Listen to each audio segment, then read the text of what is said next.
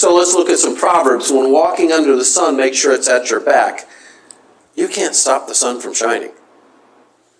So protect yourself. When going near the fire, approach from your front so you don't get burned. When going near your boss, use the appropriate channels, which might be relatives of yours who are older than the boss. They might be friends of yours who are connected to people in power, who by virtue of their family connections have a higher face than your boss. They might be someone that's your boss's uncle that you have a good connection with, that you can talk with. You go to the appropriate channels before you talk to your boss. You may go to heaven by refuting feelings of anger. In other words, by denying what's going on inside of you and by being placid on the outside. What is a joke for a cat will be death for a mouse. Social power. When a cat steals a piece of meat, we chase it, but when a tiger takes a pig, we stare wide-eyed and say nothing. I like that one. To him who is larger than you, say, I am a dwarf, the African proverb I noted earlier. Before you beat a dog, find out who its master is. If its master is a very powerful person, you don't want to beat that dog. When a dog bites you, look for its master. When a cow pokes you, look for its overseer. And the egg cannot fight the stone. It's bound to lose. Just recognize that these are all proverbs of social power, talking about where you fit and knowing where you fit. So one of the things I want us to talk about is cross-cultural workers. Those of you who serve in other contexts often are people who have significant social power, whether or not you admit it. Simply flying to Kenya meant that I had more disposable income to purchase the airline ticket than 95% of the Kenyan population would. That was a simple reality. I may have thought of myself as poor because on an American economic scale, I was very poor. But I was living and renting out a very nice 3-bedroom house that was there. We had a house helper who washed our diapers, who washed our clothes, who did all kinds of work for us around the house. We were able to hire someone who cut our grass. We couldn't afford a lawnmower, but we could afford a person who would cut the grass by hand. I had access to social capital that my Kenyan friends did not. If I deny that to myself, I'm completely overlooking this power issue and game. I also had access to things that they didn't have access to, so I had linking capital.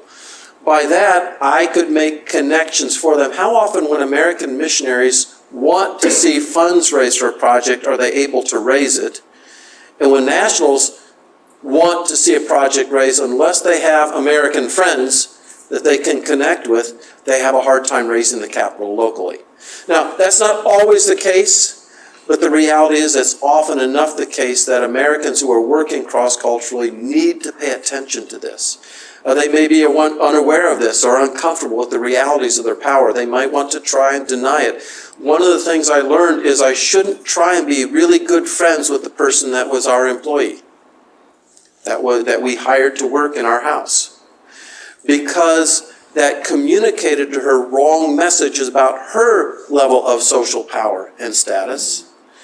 And it turned it into a relationship where we might be competing for power rather than her still being the employee. Americans love to be friends, but it doesn't work well in situations of large social power. This is extremely important if you're going to be invested in business as mission or in kingdom mission, kingdom partnerships, where you're working in businesses in a local setting and you've got employees working for you. Missionaries can abuse their social power.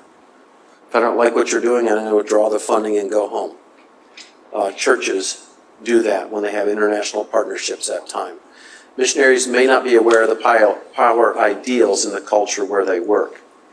How do people idealize it? And as Livermore notes, to what extent are you willing to participate in that social game? Remember, he said the perseverance CQ means how far are you willing to go in this? How far are you willing to go in the power game? And the question you have to be willing to ask yourself, how can I determine with certainty when it's crossing biblical boundary lines? We tend to have a low power distance approach and think that that's what the Bible teaches. I think we need to go back and look at it again and say the Bible is far more complex than simply low power distance approach. So, important things to know for low power distance communicator, or large power distance communicators, sorry. Small power communicators expect they will be given opportunity for input and not simply obey leaders. So if you are a person from a large power distance culture and you have others from smaller power distance cultures working for you and you don't give them the chance to get input, they're going to be upset with you. Small power distance communicators can be more concerned with what is true than who is communicating truth.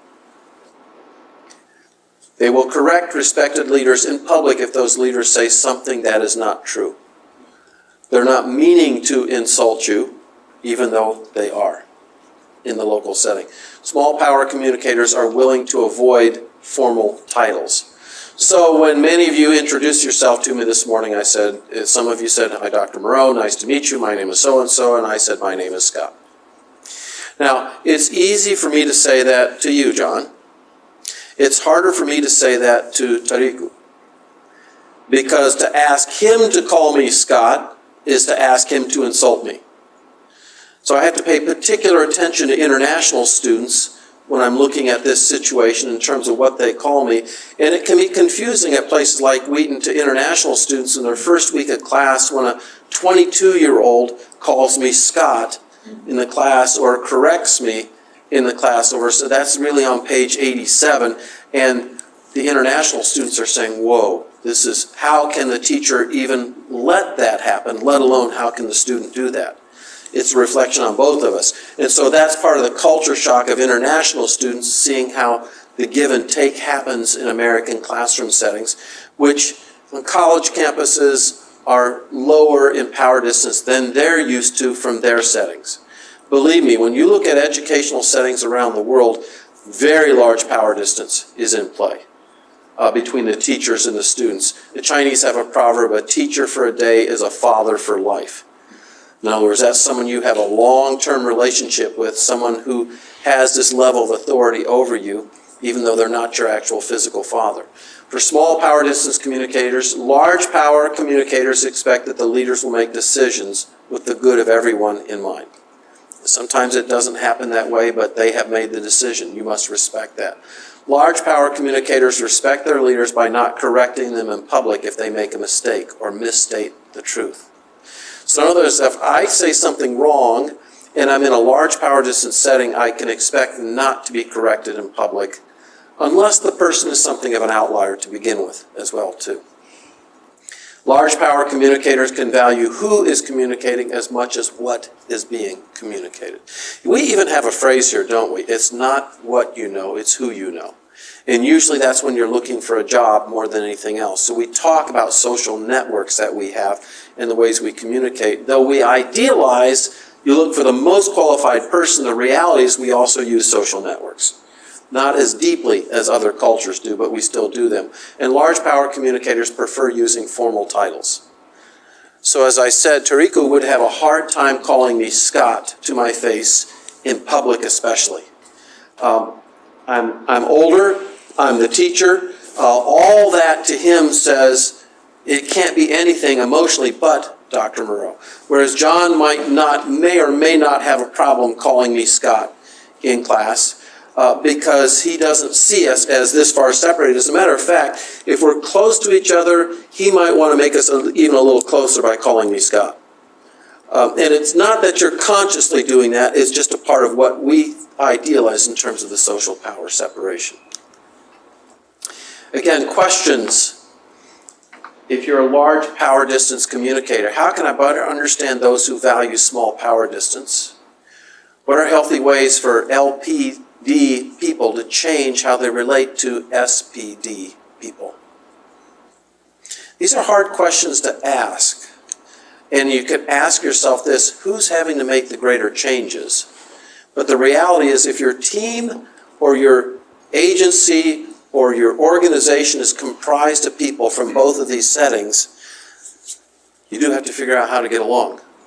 especially when a large power distance person is given status or control in a small power distance setting. That's when things really can go haywire. Okay, and how can I better understand those in large power distances? As a matter of fact, if you're a small power distance and you're operating over a large power and you're trying to get feedback from people, they don't want to give you feedback. You're the boss. They want to hear from you, and it makes you look insecure to them if you're trying to get feedback from them. Instead, you just need to make a decision and go on. What are healthy ways for small power distance people to change how they relate to large power distance people? Okay, this gives us a framework, and what I want to do is take a break, and then in the next video we're going to look at a particular case study related to a certain type of